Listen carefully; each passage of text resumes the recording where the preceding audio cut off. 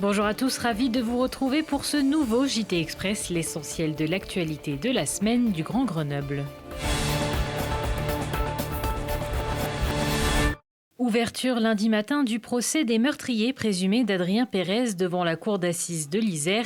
Deux frères Younes et Yanis El Habib comparaissent pour le meurtre d'Adrien Pérez. Le plus âgé est d'emblée présenté comme le seul responsable. Un troisième homme est lui jugé pour violence aggravée. Une grande tension, une peur d'affronter ces 15 jours, c'est lourd. Et puis c'est quasiment la date anniversaire du départ de leur fils. Donc il y a énormément de sentiments mêlés. Je crois que M. et Mme Pérez n'attendent pas autre chose que de tourner après ce procès une page de leur vie, sans tourner la page de la mort d'Adrien, mais de partir avec l'apaisement d'une décision de justice qui soit à la hauteur des enjeux de ce dossier.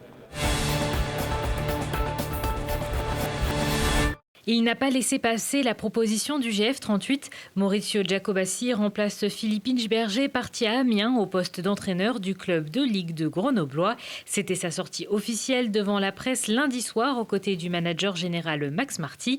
L'Italien de 58 ans vient seul et s'intégrera au staff technique. Le club a proposé Fred Guéguin pour être son adjoint. Giacobassi, ancien joueur de Ligue 1 et de Ligue 2 suisse, entraînait jusqu'à présent le club de Lugano avec lequel il vient d'effectuer de belles saisons. Il y a quelque chose en place, structuré, qui fonctionne. Et puis en plus, c'est une ambiance que j'ai pu remarquer qui était familiale, qui est important, surtout pour un entraîneur qui vient de l'étranger, de la Suisse, même si c'est tout près, qui s'installe ici en France, qui ne connaît pas encore le fonctionnement aussi du championnat de Ligue 2, Ligue 1, donc pour moi quelque chose de nouveau, même si j'ai suivi naturellement les deux championnats auparavant. On a tout de suite eu une entente, une synergie importante, et puis les discussions qui sont faites m'ont convaincu que ça peut être vraiment une belle histoire. On travaille en groupe. Moi, tout seul, j'arrive pas à faire quelque chose. Donc, j'ai besoin de mes joueurs. Les joueurs, c'est les choses les plus importantes. Ils s'en souviendront de leur bac. En plus des conditions d'enseignement et d'examen particulières liées à l'épidémie de Covid, les élèves de terminale sont pour la première fois jugés aussi par un grand oral, à la manière de ce qui existe en Allemagne. Une réforme phare de la réforme Blanquer. Au lycée Champollion à Grenoble, la direction a tout prévu et les professeurs ont été plutôt indulgents. Alors nous, on n'a pas eu de difficulté d'organisation, on a eu nos jurys à temps et jusqu'à aujourd'hui, tout se passe très très bien.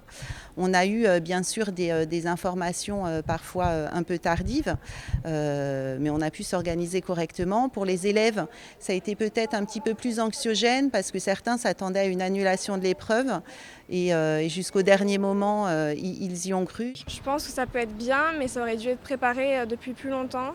Normalement, on devait avoir 2 ans. Enfin, ça avait déjà commencé de l'année dernière, mais l'année dernière, on ne nous en a pas du tout parlé. Et cette année, on a commencé à préparer qu'à la fin de l'année. Donc, c'était pas dans les meilleures conditions.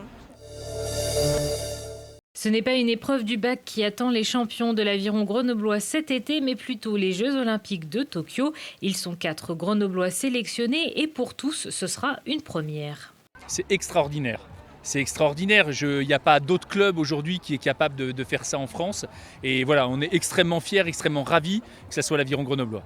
C'était long, après c'était une situation inédite pour tout le monde. Nous, ça a été clairement une étape assez difficile, le confinement. Surtout quand c'est à 3 mois des Jeux, on se dit qu'est-ce qui va se passer? Est-ce qu'ils vont être annulés complètement? Au début, c'est reporté peut-être à l'automne, après on nous dit reporté d'1 an. Quand on s'entraîne tous les matins depuis des années pour un but qui est censé être dans 3 mois, le voir repousser de plus d'1 an, c'est clair que c'était compliqué à encaisser. Quel avenir pour l'hôpital Sud à Échirolles? Le site dépend du CHU Grenoble-Alpes. Après des rumeurs de fermeture de certains services, rumeurs effacées par le gouvernement il y a quelques jours, restent encore quelques inconnus. Les syndicats qui souhaitent maintenir la pression auprès du ministre de tutelle lisérois Olivier Véran manifestaient à la mi-journée jeudi à l'entrée du site. Pour l'investissement des blocs opératoires à nord, ils demandaient la fermeture des 4 blocs qui sont à sud. Si on ferme les 4 blocs qui sont à sud, ça veut dire la fermeture des urgences. C'est un cycle un peu vicieux en fait, parce que sud marche très bien sur les parcours patients et si on ferme une unité, le risque est pour les autres aussi. Donc aujourd'hui, on est là pour la défense de l'hôpital sud et de la filière ortho-traumato, rhumato et médecine du sport et surtout demander de l'investissement en fait sur les sites parce que là on a eu la confirmation du ministre de la Santé Olivier Véran par écrit avec un engagement du maintien des services qui était menacé mais on n'a aucune notion de l'investissement qu'ils vont apporter à l'hôpital. Il y aura bientôt une nouvelle pelouse au Stade des Alpes. Vous connaissiez les sols chauffants pour votre domicile. Il existe aussi une version gazon dont pourront bénéficier à partir de la saison prochaine les 2 clubs résidents, le FCG et le GF38. Et ce n'est pas tout. L'herbe installée il y a 2 ans et demi va être remplacée par une surface hybride, indispensable pour accueillir une 40aine de matchs par saison. La structure Stade des Alpes, c'est une des seules structures en France qui accueille 2 clubs.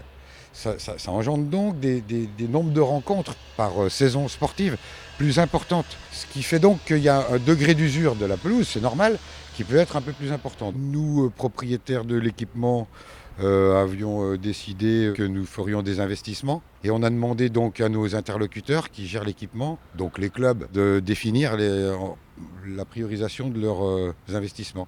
Et ils ont fait la requête qui était ce serait bien que le premier investissement que vous fassiez, ce soit la pelouse. Donc ce sera ce qu'on appelle les pelouses hybrides. Ce sera un mélange de vrai gazon et de gazon synthétique. Et ce sera des fibres injectées. Donc la dernière couche, ce sera 30 cm de sable et on va tisser de la fibre sur 18 cm. Ça va permettre d'avoir une bonne structure et une bonne liaison grâce à ces fibres et un gazon plus résistant.